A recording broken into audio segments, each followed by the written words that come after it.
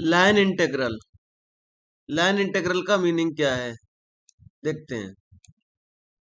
Late F vector be a continuous vector function defined on a curve AB and t equal to dr upon dt. Be a tangent vector at point P on the curve AB. कोई भी ये इस plane पर ये point आपने अगर consider किया है इधर P, तो इस P पर एक कर्व मान लीजिए कि ये कर्व है, ये पहले कर्व लिया, कर्व पर ये पॉइंट लिया, कर्व ए भी था, ठीक। इस पॉइंट पर अगर एक ये है, एक यहाँ से इसका एक क्या बोलते हैं, इसके एक लाइन यहाँ से ऐसे टच करते हुए बनाए। अब इसको अगर इस पे परपेंडिकुलर बनाएंगे तो ये एफ वेक्टर आएगा, और इसको यहाँ से यहाँ तक मिलाएंगे तो ये एक आर वेक्टर रिप्रेजेंट करेगा। इस तरह से इसका फिगर सिर्फ आपकी नॉलेज के लिए है, ठीक। So then F vector into, file नहीं दिख रही?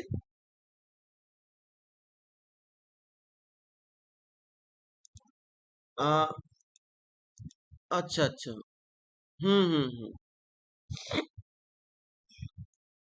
आएगा, रुको। मैं एक पॉइंट चेंज कर लेता हूँ इंटरनेट का, तो आएगा भैया। दूसरा मोबाइल ऑन करना, कल वाला मोबाइल ऑन करो, दूसरा वाला।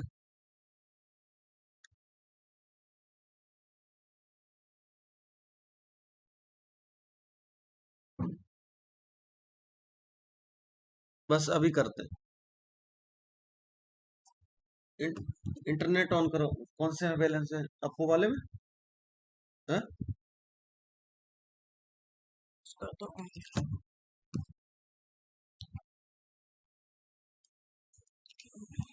30 GB कौन से में था, उसको ऑन कर।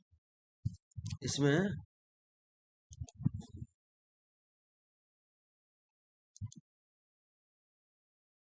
कौन सा है?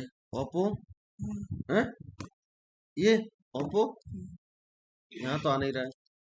थोड़ी देर में डिस्कनेक्ट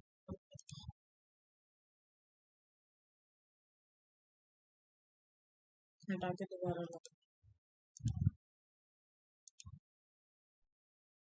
कनेक्टेड। ये साइलेंट मोड है? हाँ दोनों। हाँ जी। सो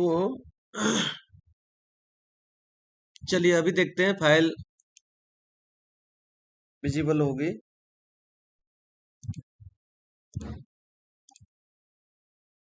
अभी फाइल विजिबल होगी सभी को शायद, अभी मुझे भी दिख रही है, देखिए।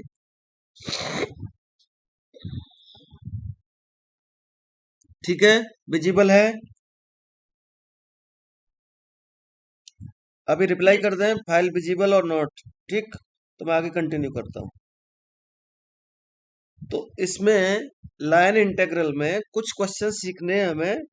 इस पर आपका क्वेश्चन मल्टीपल चॉइस में भी बन सकता है और एग्जाम में भी आ सकता है, दोनों ही बातें हैं। सो यहाँ पर क्या है, इसमें कुछ एक ये सिर्फ नॉलेज आपको बता रहे हैं कि टेंजेंट वेक्टर क्या रहता है, टी क्या रहता है, ठीक। सो कंसीडर किया एक vector continuous vector function F T defined on a curve A B. ये कर्व ए बी है यहाँ से यहाँ तक वाला, ठीक। And T vector means D R upon D T be a tangent vector at point capital P on the curve A B. ये कोई भी पॉइंट लें पी, इस पर ये तो एक पैरेलल लाइन यहाँ से ऐसे निकालेंगे स्केल से, और इस पर एक परपेंडिकुलर ये देखेंगे, ये एफ परपेंडिकुलर है। यहाँ से यहाँ तक जो लाइन आएगी वो आपका आर वेक्टर होता है, इसको रेडियस वेक्टर भी बोलते हैं, ठीक। So then F vector dot T into cap, T पे कैप मतलब unit vector, and T cap is given by D R upon D S with the component of f vector along the tangent pt at point capital P where t cap means dr upon ds is a unit vector along tangent pt. The line integral of a vector function f vector along the curve AB is integral of the component of f vector along the tangent of the curve AB. जो मैं बता रहा हूं कि ये यहाँ से ये लाइन आपने टच करते हुए बनाएंगे, इसको ये परपेंडिकुलर रहेगा, यही लैंग्वेज में आपने लिखना है. Then the line integral for the curve AB is integral a to b f vector dot dr upon ds into ds. और जब इसको सिंप्लीफाई करेंगे ds एंड ds यहाँ पर कॉमन वैल्यू दिख रही है, सो फाइनली आपको मिलता है integral a to b f vector dot dr vector. And इसको हम a to b को एनी कर्व भी लिख सकते हैं, so integral for any curve c f vector dot dr vector.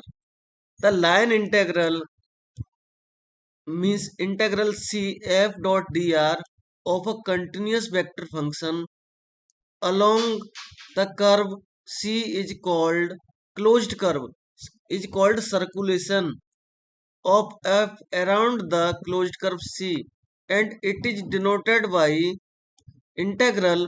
इस इंटेग्रल में ऐसे रिप्रेजेंट करेंगे f डॉट डी आर. इसका मीनिंग क्या आ रहा है कि ये जो कर्व है ये क्लोज्ड है. क्लोज्ड कैसा होगा, इस तरह का कर्व होगा, ठीक है ना, और इसकी ऐसे एंटी क्लॉकवाइज डायरेक्शन में दिखा देते हैं. तो ये क्लोज्ड कर्व में जब ये कैलकुलेशन देखेंगे इसकी, तो हम इस तरह से रिप्रेजेंट करेंगे और ये इक्वल टू जीरो आता है. ये बात जो बोली जाती है सर्कुलेशन बोला जाता है ये, ठीक है, इस बात को याद रखिए, सर्कुलेशन बोला जाता है. And a vector field F vector is called irrotational of its circular around the curve C zero.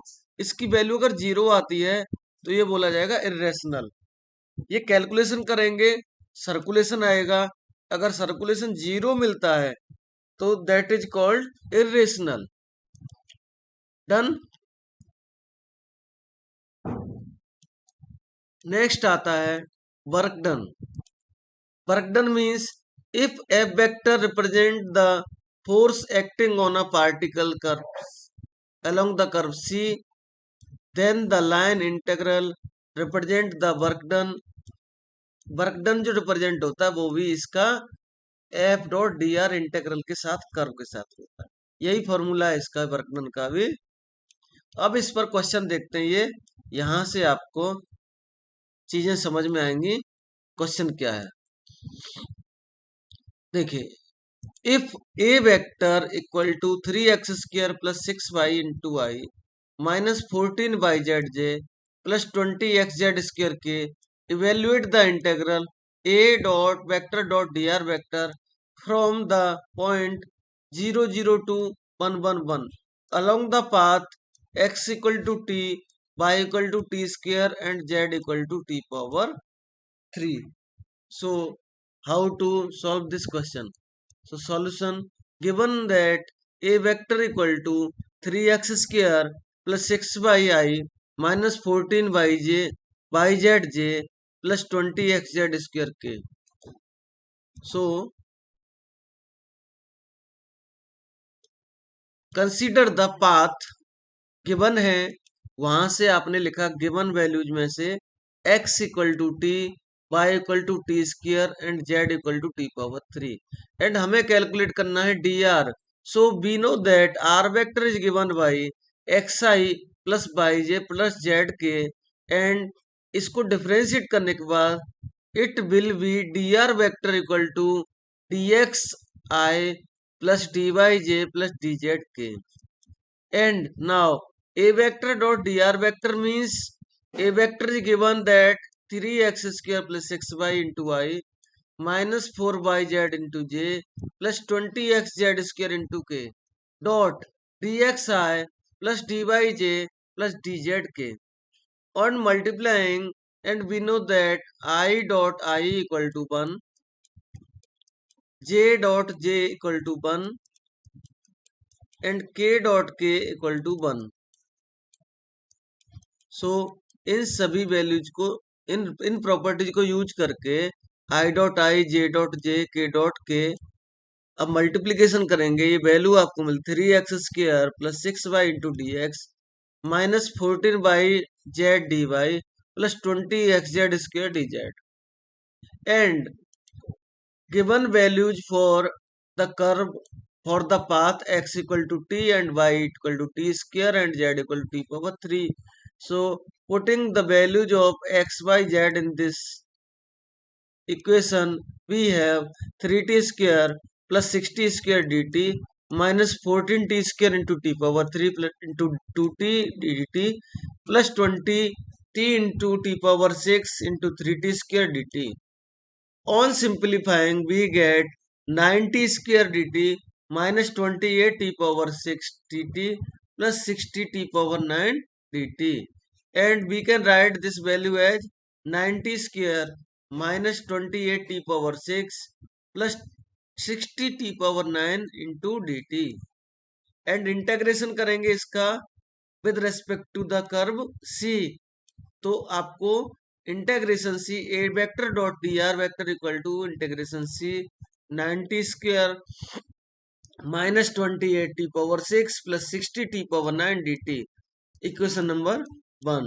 अब हमें लिमिट देखना है एक्स बाई जेड जो टी में कन्वर्ट हो गया वो कहाँ तक जाएगा. वैसे भी आप देखेंगे, मान लीजिए कि ये एक्स एक्सिस है, ठीक, ये वाई एक्सिस है, ये इधर में जेड एक्सिस भी जाएगा. अब अगर एक ही पॉइंट पर बात करेंगे तो ये तो ओरिजिन होता है, ठीक, ओरिजिन हो गया. अब हम एक ही पॉइंट के लिए बात करेंगे क्योंकि 0 0 टू 1 1 1 जा रहा है तो सभी जगह पर 1 1 जाएगा ना, यहाँ पर 1, यहाँ पर 1, यहाँ पर 1. अब हम सिर्फ टी के लिए बात करेंगे तो लिमिट सिर्फ 0 टू टी होगी, चाहे हम किसी भी वैल्यू को कंसीडर करके चलें, सिर्फ टी के लिए बात करेंगे. सो लिमिट को आप 0 टू 1 पुट करेंगे और सिंपल इंटेग्रेशन करेंगे एंड ये वैल्यू आपको integration along the curve C a vector dot dr vector equal to 0 to 1 integration with limit 0 to 1 90 square minus 28 t power 6 plus 60 t power 9 into dt. And after simplifying this integral and by using the limits 0 to 1, it will be 5 is the answer. I hope आपको question अगर practice कर लेंगे तो easy रहेगा और multiple choice question आराम से बन सकता है, ठीक. सो नेक्स्ट देखिए, नेक्स्ट क्वेश्चन रिप्लाई कर दीजिए. आवाज आ रही है, सब कुछ समझ में आ रहा है, उस तरह से रिप्लाई कर दीजिए एक बार. If f vector equal to 3x y i minus by square j, evaluate integral f vector dot dr vector where c is the curve in the xy plane and y equal to 2x square from the point 0 0 to 1 2. so देखिए कैसे solve करेंगे. given that f vector equal to 3x by I minus y square j along the curve in the xy plane y equal to 2x square from 0 0 to 0.12. Since the integration is performed on the xy plane, so z equal to 0. ठीक है ना, यहाँ पे given भी नहीं है और वो xy प्लेन की बात उन्होंने यहाँ पर पहले से ही करके रख दी है. ये बोल रहे हैं xy प्लेन, सो xy प्लेन पर z तो 0 मिलने वाला है. सो we take r vector equal to xi plus yj only plus यहाँ पर ये z वैल्यू 0 के हो गई, ठीक. सो यहाँ से ये r वेक्टर में से इसको रिमूव करेंगे. Now integration over the curve C f vector dot dr vector equal to integration over the curve C 3x by I minus by square J into, जब इसको हम डिफ्रेंशिएट करेंगे, this gives D X I plus D Y J on multiplying the integration over the curve C 3x by dx minus y square dy and given values for the curve y equal to x square means on differentiating this value this gives dy equal to 4 dx and limit of x for x equal to 0 to 1 क्यों हो रही है x equal to 0 to 1? आपको एक point given है 0 0, z तो है ही नहीं, तो ये x y के लिए x की वैल्यू 0, y की वैल्यू 0, और यहाँ पर ये 1 2 है, तो ये फर्स्ट वैल्यू x के लिए है। और क्योंकि हमारा इंटेग्रेशन पूरा x में कन्वर्ट होगा, सो हम इसमें क्या करेंगे, x के लिए लिमिट लेंगे 0 to 1। तो लिमिट यूज करने के बाद ये integration over the curve C F vector dot D R vector equal to 0 to 1 3x 2x square D X minus 4x power 4 into 4x D X on simplifying this integration with limit 0 to 1 6x power 3 minus 16x power 5 D x.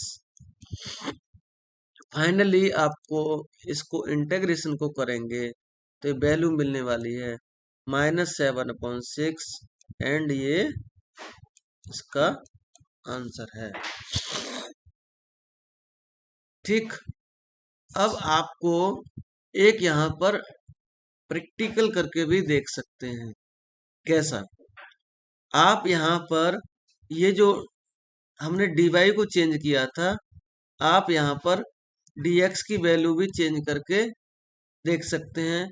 पूरा integration y के लिए भी solve कर सकते हैं, और जब y के लिए सॉल्व करेंगे तो लिमिट 0 to 2 पुट करने के बाद भी हमें रिजल्ट मिलना चाहिए।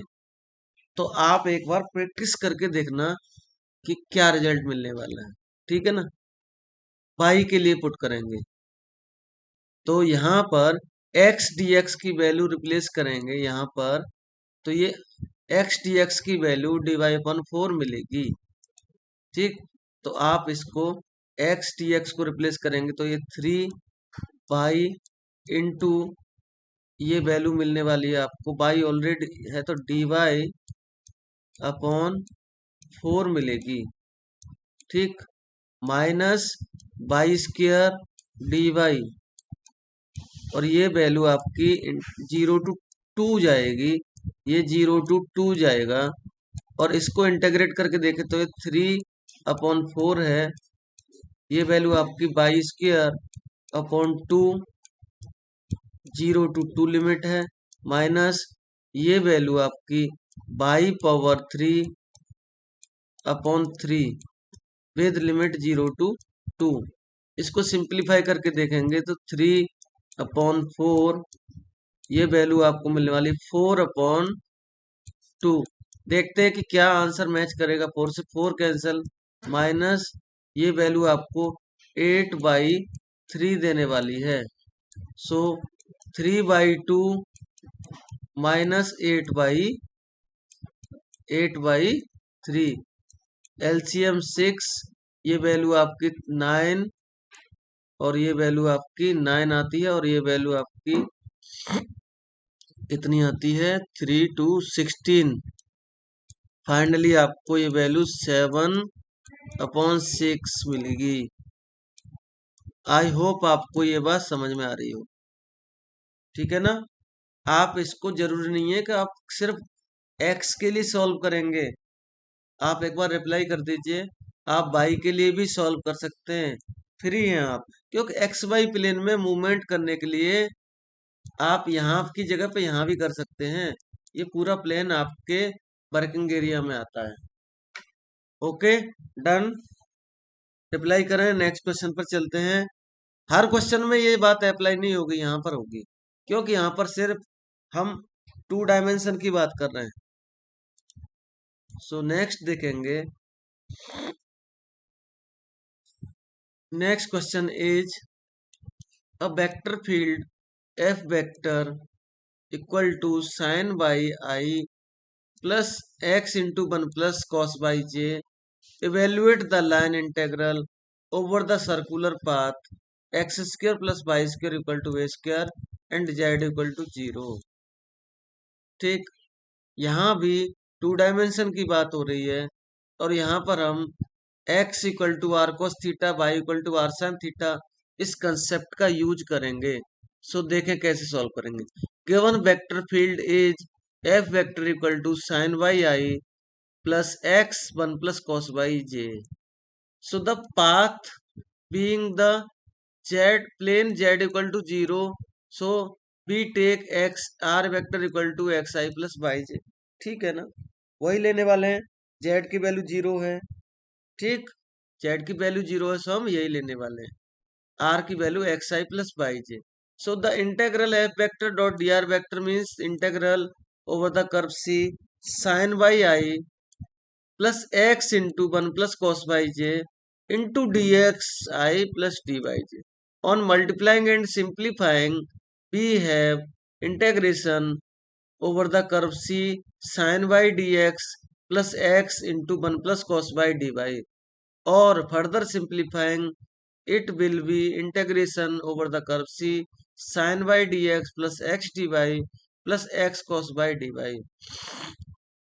और इसको हम इस तरह से लिख लेंगे तो इंटेग्रेशन करना इजी रहेगा. इस तरह से हमने क्या किया, इस वैल्यू को रीसेट किया. Integration sine Y D X plus X cos Y D Y plus X T Y लिखा. एंड आप देखिए ये वैल्यू आपको क्या देने वाली है. ये वैल्यू आपकी differentiation of X sine Y देने वाली है. आप इसको डिफरेंशिएट करेंगे फर्स्ट फंक्शन सेकंड फंक्शन, तो यही वैल्यू मिलेगी ये वाली. सो हम इस वैल्यू को रिप्लेस करेंगे ये, तो हमारा इंटेग्रेशन हो गया integral over the curve C D X sine Y plus X D Y. Suppose that this is equation number 1. So अब देखें, अलोंग द सर्कुलर पाथ की बात कर रहे हैं और हम यहाँ पर वर्क करने वाले हैं कॉस थीटा साइन थीटा के लिए, पैरामेट्रिक फॉर्म के लिए. So x equal to a cos theta Y equal to a sine theta. ठीक है ना, क्योंकि यहाँ पर ए गिवन है.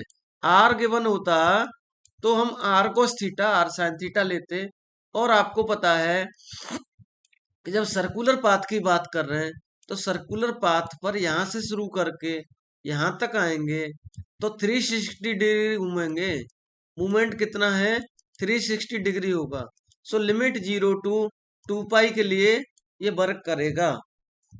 So the equation 1 becomes by using the values of x y and limit for theta, the integration over the curve c f dot dr equal to 0 to 2 pi d of a cos theta sin a sin theta.